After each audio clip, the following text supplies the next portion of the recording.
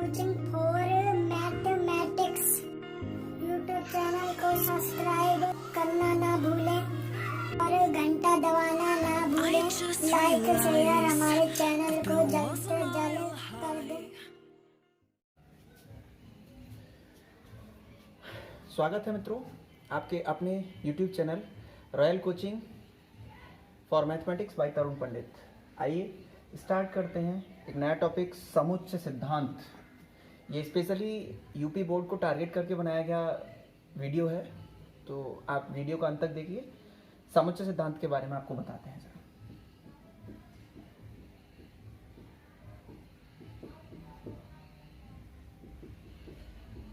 समुच्चय को in English बोला जाता है सेट। तो इसके बाद हम समुच्चय को सेट बोलेंगे, ये आप ऐसे ध्यान रखिएगा। सबसे पहले इसकी परिभाषा पे आते हैं।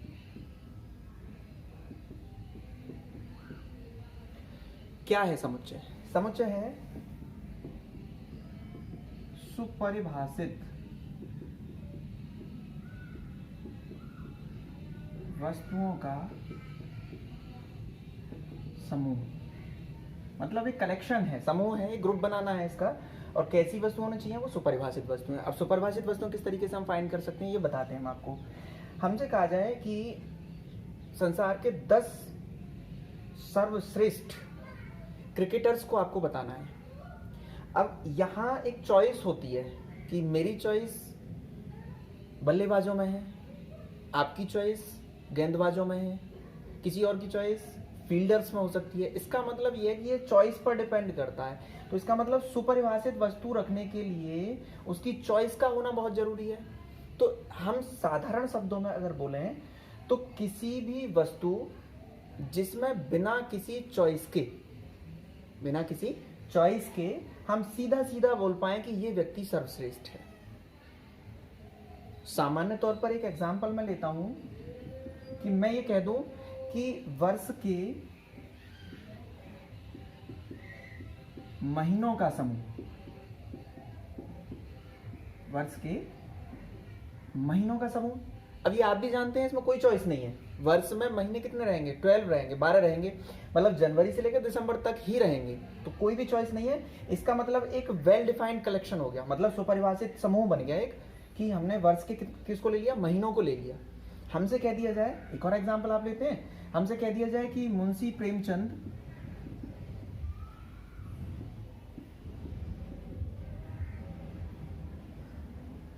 के संग्रहों का समूह बोल दीजिए आप। तो मुंशी प्रेमचंद के द्वारा लिखित जो उपन्यास हैं, निबंध हैं, जो भी हैं, उनका एक निश्चित संग्रह है जिनकी संख्या है। उपन्यासों की अगर हम बात करें तो 12 पूर्ण उपन्यास हैं, आधा अपूर्ण उपन्यास है, तो 12.5 लगभग, मतलब 12 पूर्ण हो गए, 13वां अपूर्ण हो गए, या फिर हम बोलें कि 13 उपन्यास हो गए। तो इस तरीके से हम परिभाषित कर सकते हैं। तो इसका मतलब ये होता है कि समुच्चय को परिभाषित करने के लिए उसकी वस्तुओं का सुपरिभाषित होना पहला, दूसरा उनका वो ग्रुप होना। तो इस तरीके से हम परिभाषित कर सकते हैं किसी भी समुच्चय को, कि समुच्चय क्या है? सुपरिभाषित वस्तुओं का समूह हो जाएगा वो समुच्चय। ठीक है। अब समुच्चय में कुछ प्रकार आते हैं। प्रकार में सबसे पहला आता है रिक्त समुच्चय।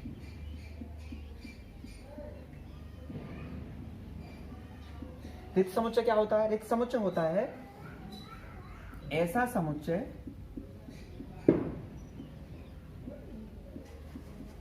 जिसमें कोई अवयव ना हो, कोई अवयव ना हो।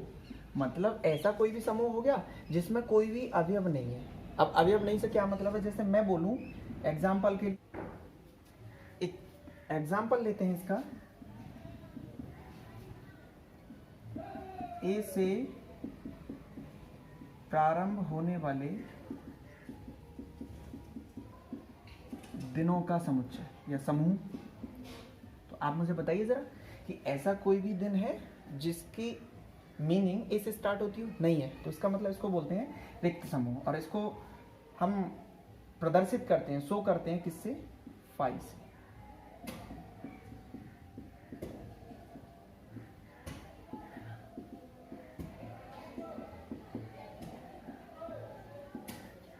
इसी तरीके से एकल समुच्चय, एकल समुच्चय। एकल समुच्चय क्या होता है? ऐसा समुच्चय जिसमें केवल एकमात्र एलिमेंट होता है, एकमात्र अवयव हमारे पास होता है, हमारे पास होता है, एकमात्र अवयव हमारे पास होगा, तो ऐसा समूह क्या बोला जाएगा? एकल समूह बोला जाएगा। इसका मतलब जैसे कि एग्जाम्पल मैं बोलूं कि ए से प्रारंभ होने वाले, ए से प्रारंभ होने वाले महीनों का समूह, महीनों का समूह। अब ये कौन से होते हैं आपके? ए से प्रारंभ होने वाले महीने कौन से? अप्रैल। तो एकमात्र अवयव कौन सा हो गया? अप्रैल। तो ये क्या हो जाएगा? सिंगलटन या एकल समुच्चय हम इसको बोलते हैं। ठीक है, अब आइए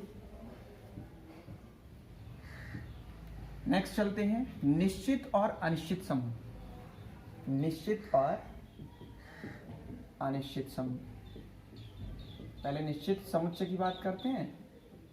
इन इंग्लिश इसको बोला जाता है फाइनाइट सेट। क्या है? ऐसा समुच्चय जिसमें, कैसा समुच्चय है? ऐसा समुच्चय जिसमें अवयवों की संख्या क्या हो? निश्चित हो। निश्चित हो का मतलब है उसको गिन सकते हैं हम, मतलब उसको गिना जा सकता है। जैसे एग्जांपल ले लीजिए आप, वर्ष के महीनों का समूह। अब टोटल कितने होते हैं? 12। तो निश्चित होगा कि 12 है, तो कुल मिला के ऐसा समुच्चय जिसके अवयव की संख्या क्या होगी? निश्चित होगी, वो बोला जाएगा निश्चित समुच्चय। अब उसके बाद आते हैं हम अनिश्चित समूह। अनिश्चित समुच्चय जिसको बोलते हैं इनफाइनाइट सेट। ठीक है, अब इनफाइनाइट सेट क्या है भैया? ऐसा समुच्चय, ऐसा समुच्चय जिसमें अवयवों की जो संख्या है, जिसमें अवयवों की संख्या क्या हो? अनिश्चित हो। अवयवों की संख्या क्या होनी चाहिए? अनिश्चित। वो क्या होता है? अनिश्चित समुच्चय बोला जाता है। जैसे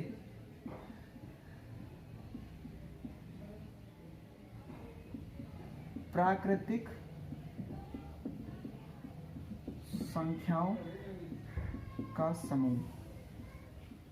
अब प्राकृतिक संख्याओं का समूह क्या है? जिसको n से प्रदर्शित करेंगे हम। 1 2 3 4, अब पता नहीं है कहां तक है, मतलब अनंत तक नंबर जाता है, इसलिए इसमें हम नंबर्स को काउंट नहीं कर सकते, गिन नहीं सकते। तो क्या हो जाएगा? ये अनिश्चित समुच्चय हो जाएगा। तो आइए जरा देखिए किस तरीके से हम प्रदर्शित करते हैं समुच्चय को। किसी भी समुच्चय को प्रदर्शित करने के लिए हमें उसे मजला कोष्ठक में रखना होता है। ठीक है, जैसे हम सबसे पहले n की बात करें, n फॉर नेचुरल नंबर, मतलब प्राकृतिक संख्याओं का समुच्चय अगर लें तो ये क्या हो जाएगा? प्राकृतिक संख्याओं का समुच्चय हो गया, प्राकृतिक संख्याओं का समुच्चय n। इसके बाद w, होल नंबर्स होते हैं, ये पूर्ण संख्याएं जिनको हम बोलते हैं पूर्ण संख्याओं का समुच्चय। इसके बाद i मतलब इंटीजर, या इसको z से भी प्रदर्शित कर दिया जाता है, पूर्णांकों का समुच्चय।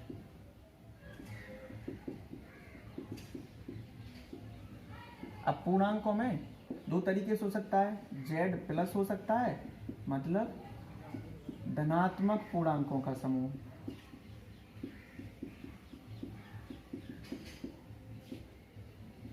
धनात्मक पूर्णांकों का समुच्चय। z माइनस भी हो सकता है, ऋणात्मक पूर्णांकों का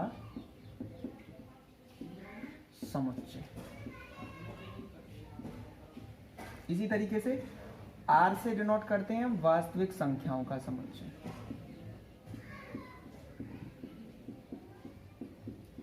वास्तविक संख्याओं का उपसमुच्चय। तो हमारा इस तरीके से हम इनको रिप्रेजेंट करते हैं जब भी कभी हम समुच्चय का निर्धारण करते हैं। तो ये हमारा एक सिंपल तरीका था किस तरीके से हम उनका निर्धारण करते हैं। अब उसके बाद आता है उपसमुच्चय। आइए जरा, उपसमुच्चय क्या है? इन इंग्लिश इसको बोला जाता है सबसेट। ठीक है, तो क्या है? सबसेट होता है ऐसा समुच्चय जो किसी अन्य समुच्चय, ऐसा समुच्चय जो किसी अन्य समुच्चय से बनाया गया है।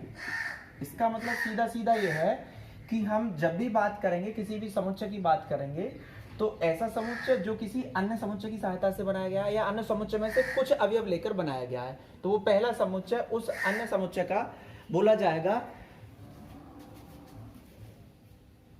उपसमुच्चय। तो ये हमारा तरीका होता है उपसमुच्चय। जैसे कि मेरे पास मान लीजिए ए है, कोई भी एक समुच्चय 1 2 3 4 5, तब एक कोई बी समुच्चय इस प्रकार से हमने निर्धारित किया कि इनके अवयव लेकर, इनके अवयव मतलब 1 2 3 अवयव लेकर इसमें से एक समुच्चय का निर्माण कर लिया, तो बी जो है वो उपसमुच्चय बोला जाएगा ए का। उपसमुच्चय को निर्धारित करता है, प्रदर्शित कर रहा है इसको। ठीक है, तो ये होता है उपसमुच्चय। सबसेट इसको हम बोलते हैं। ऐसा समुच्चय मतलब कोई भी जिसको किसी दूसरे समुच्चय में से निकालकर, मतलब दूसरे समुच्चय के कुछ अवयवों को निकालकर अलग से एक समुच्चय बना दिया गया है, तो दूसरा समुच्चय पहले वाले का उपसमुच्चय बोला जाएगा। ठीक है, अब आते हैं इसके बाद इक्वल समुच्चय सेट।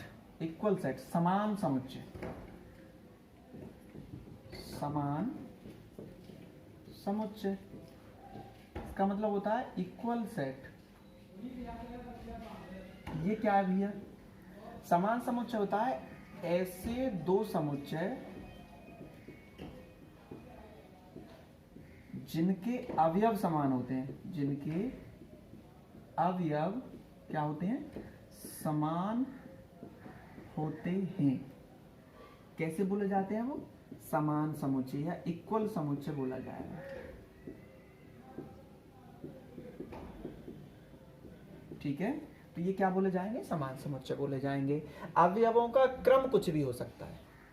सबसे बड़ी चीज क्या है? अवयवों का क्रम कुछ भी हो सकता है। जैसे मैंने ए को कोई एक समुच्चय ले लिया ए बी सी डी, और बी को कोई समुच्चय ले लिया डी सी बी ए, तब आप देखिए जरा, चारों जो अवयव हैं वो चारों अवयवों की तरह हैं, क्रम कुछ भी हो सकता है। तो ए बी समान समुच्चय बोले जाएंगे।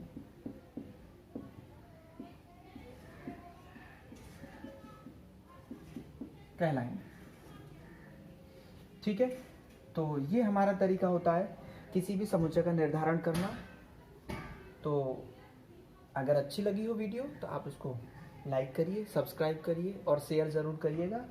आगे नेक्स्ट वीडियो में हम आपको बताएंगे एनसीईआरटी के क्वेश्चंस को किस तरीके से सॉल्व करते हैं समुच्चय पर आधारित। उसके बाद नेक्स्ट वीडियो में वेन डायग्राम। Thank you.